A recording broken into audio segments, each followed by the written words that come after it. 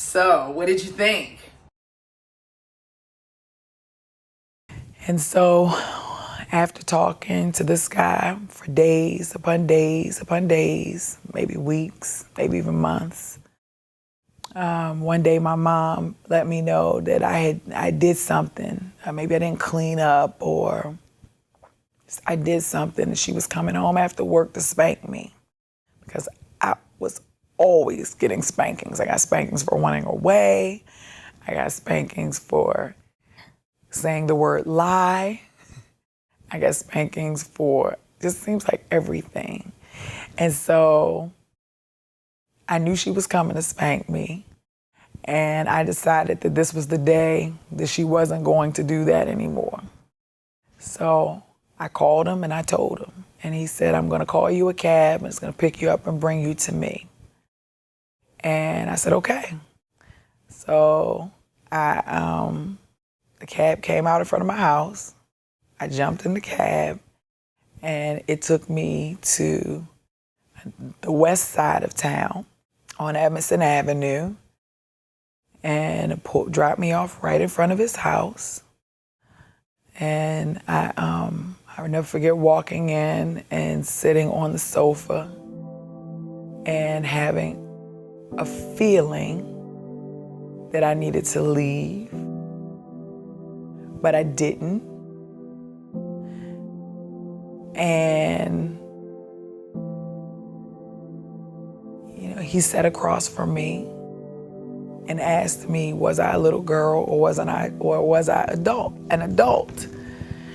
And I said, I'm a little girl, because at this point I felt like I needed to run, because the feeling that I was feeling was the same feeling that I felt when that babysitter's grandson asked me to come upstairs, or rather told me to come upstairs. And so I said, I'm a little girl. And he said, nope, you're an adult today. And he said, do you know what's about to happen? And I said, I got an idea. And he said, the question is, do you love me? On the phone, you said you love me. So I just need to know that you love me. And I said, well, I do. And he said, well, then come on back to my bedroom. And I said, I think I'd rather go home instead and love you from my house. And he said, but you're in my house now. So you're gonna love me from my house. And so, he walked me to his bedroom. And I don't know how blunt you want me to be, but all I can tell you is I had the most frightening yet enjoyable moment of my entire life. It was very weird because my feelings, were mixed. I was in fear, but this guy was going down on me, so I felt things that I had never felt before. So it was a good feeling, but it was a horrible feeling. And,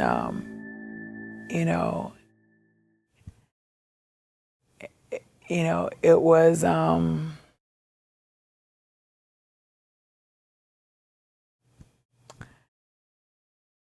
I was just in a very confused type of space. I cried. I cried through the whole thing. I cried through the whole entire thing. I cried. But it wasn't a screaming, yelling, help, help cry. It was, I don't know what the heck is happening right now cry, And this went on for hours. I mean, hours. And then the phone rang, and it was my mother. And she had read my diary and figured out that I was in a relationship with an older man and told him the police was coming. And so he kicked me out. And so now I'm walking up and down the street at 11 years old in Baltimore on Edmondson Avenue. I really don't know what to think. This guy just did things to me that that other babysitter's grandson did, which was like horrible. Yet I felt good at the same time. Yet I was angry because he kicked me out. Yet I was happy to be away from my mother. Yet I was scared as hell because I was walking down the street in a space that I just didn't know. Yet is all I can say over and over and over again. Just crazy feelings and emotions. And I ended up, this guy was walking down the street and he saw me and he was like, "What are you doing out here by yourself?" And I was like, "You don't even want to know how my day went." And it started raining. And so he put his jacket over me and said, "Come on, I'm gonna take you back to my place." And at this point, I had been walking for hours. I didn't know where I was gonna go. I didn't wanna go back home. I didn't wanna go back home because my mom had already threatened to beat me before she had even gotten home. So I knew now she was really gonna kill me. I didn't wanna be there, you know, but I didn't know where to go, so I went back to his house. And he asked me questions. He was nice. He asked me questions. "What are you doing? Where are you at? Where are your parents?" You know, he took all my clothes off and gave me a shirt. He didn't touch me or anything. And he dried them, so I would have dry clothes. And he asked me, did I want to go back home? And I told him no. And so he said, "Well, you can stay here for the night, but when the sun comes up, you have to leave because I don't know what kind of mess you're in." And so I said, "Okay." And so I'm kind of like racing in my mind, like, where am I gonna go tomorrow? What am I gonna do? I only have one set of clothes. I don't have any money. I don't know anybody. You know, what am I gonna do? And so my clothes were drying and I was in a shirt and he said, "You can sleep here tonight." So I laid on the bed. I was kind of laying like this. And he said, "You can close your eyes. It's okay, you're safe."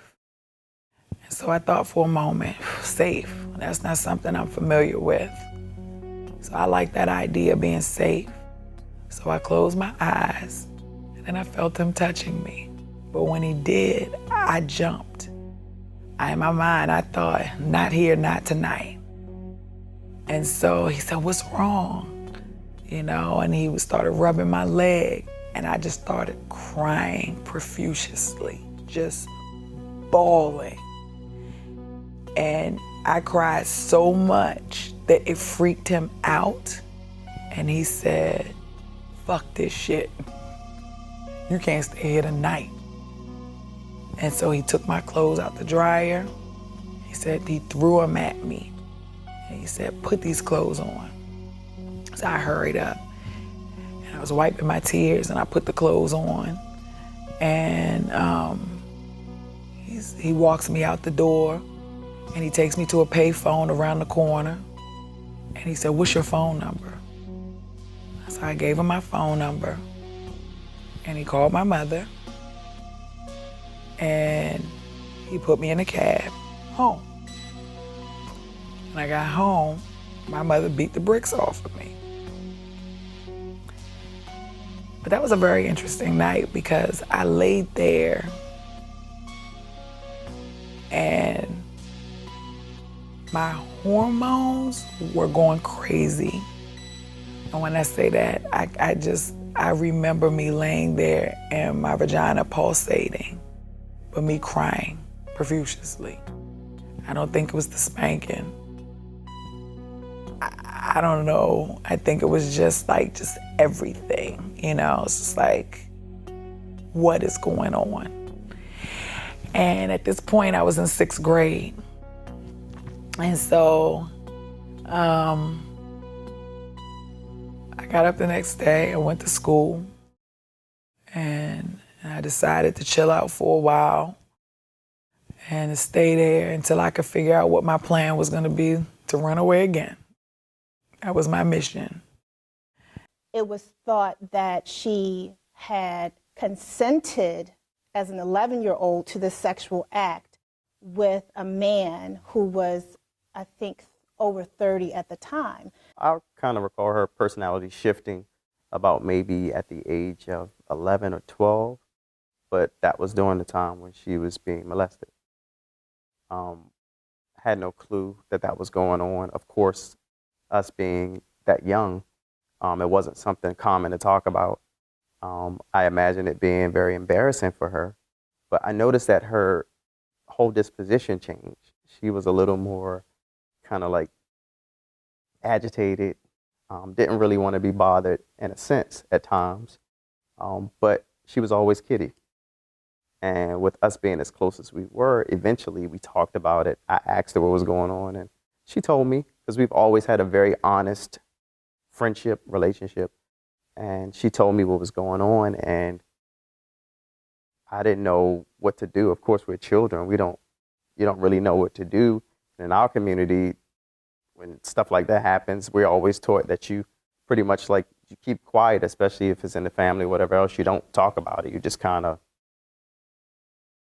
keep it to yourself.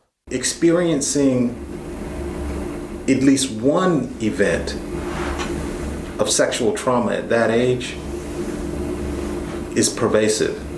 The damage is pervasive. And so to experience multiple traumas over the course of years, it is extremely difficult to kind of power through that. The mood swings, the depression, the anxiety. I was going to church and, living life, and I never forget some of the people at church was like telling my mom, she looks pregnant. Her stomach is big, her legs are swollen, she looks pregnant. My mom was like, she's not pregnant. And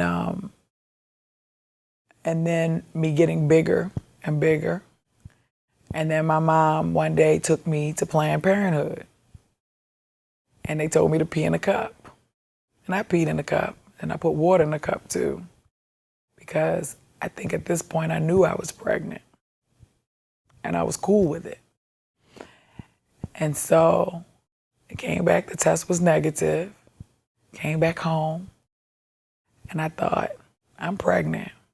So now I got somebody who's gonna really love me. This is really cool. I got somebody who's gonna really love me, and I don't have anything to worry about.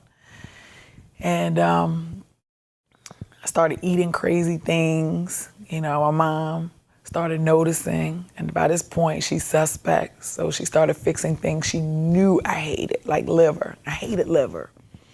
And so she puts the liver in front of my plate. I said, can you put some mustard on it? She said, mustard? I said, can you put some mustard on it, please? And she looked at me and she said, you're pregnant. And I said, I don't know what you're talking about. But I ate that liver with that mustard, and she knew.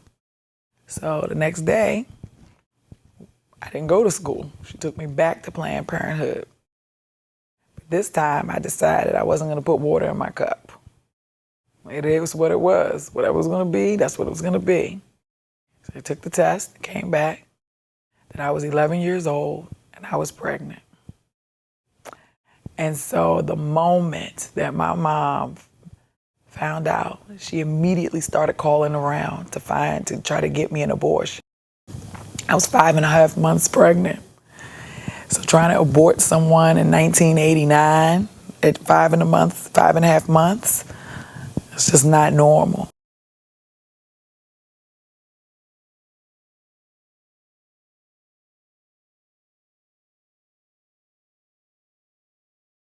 So the only way that she could do that was to fly me to New York to some special clinic so that they could take the baby. So she had bought the plane tickets. We were preparing for the flight. My two aunts and my mom took me to lunch, because by this time everybody in the family knew. And we were at Bennigan's. They had this salad that was so big, I ate every bit of it. And we came back, and my mom was in the bathroom, and decided the night before that I wasn't going to go to New York, whether she wanted me to go or not. So my plan was to either talk her out of it or when she fell asleep to pack my things and run away again. So just in case, I just packed my things because she never really listened to me before, so what would make her listen to me now? So I went into the bathroom with all my things packed, hidden in the closet. Went into the bathroom and I said, hey, Ma, listen, I know that it is not cool for me to be pregnant at 11. And I know you've already bought the plane ticket and I know you want me to go to New York, but I don't want to get rid of this baby. And she said, but you're 11. What do you know about raising a child? I said, I don't know anything other than helping you raise my brother, you know, being his big sister. But what I do know is that he's human. He's alive. I can feel him moving. And if we get rid of him, then how's he going to be the next president? And she said, what? I said, he could be the next president of the United States, the next Dr. Martin Luther King. How will we know if we just kill him?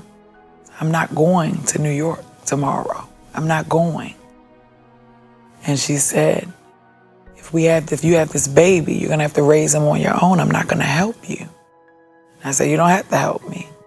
I'll do it by myself, but I'm not going to New York. And so she looked at me and said, you do understand I'm not going to help you? I said, yes, ma'am. And she said, fine, we won't go. So we moved again. And I stayed pregnant and she went to work and I was very alone. I'll just say that.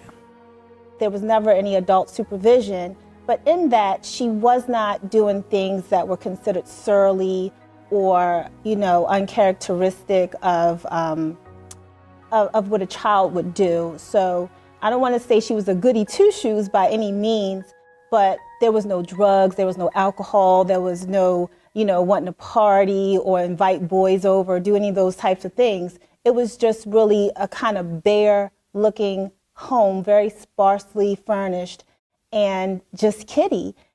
I knew her mom was there or lived there, but I never met her. I never met her one time in all those years. And it became very clear very fast that she was almost on her own at 11. And when she met my mother also took to her as well as my grandmother. My grandmother really liked Kitty.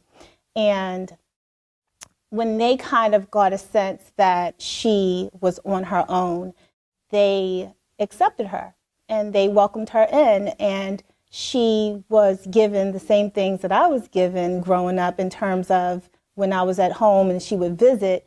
If we were, you know, having a meal, she was extended a meal. If my mom took myself out, she would take Kitty as well. So she really was appreciated by my family. And I think that looking back, they recognized that she was fending for herself more than what I had realized as a kid. You know, I lived a very lonely life. I couldn't go to church hardcore which is where all my friends were, because the one day that she did take me and everybody found out, my best friend's mother told her that I couldn't talk to her daughter, not to touch her, because I was contagious.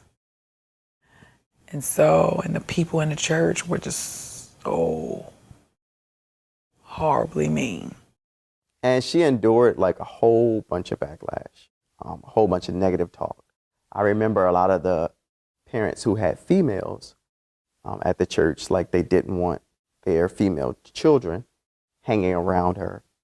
Again, as something that's a common practice in our community, where we kind of shy away from people that go through that, not knowing the story.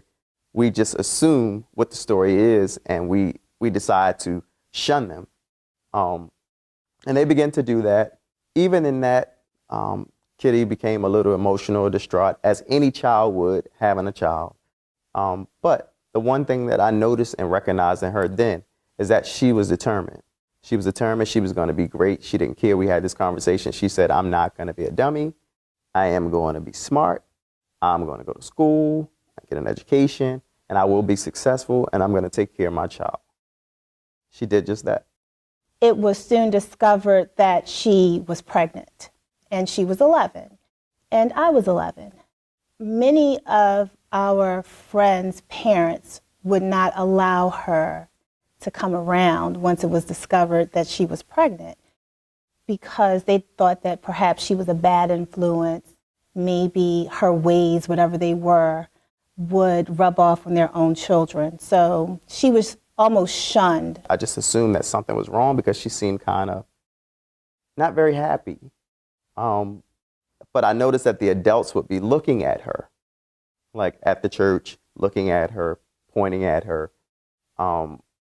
making little comments behind her back. Thank you. Thank you. Thank you. Thank you so much for watching.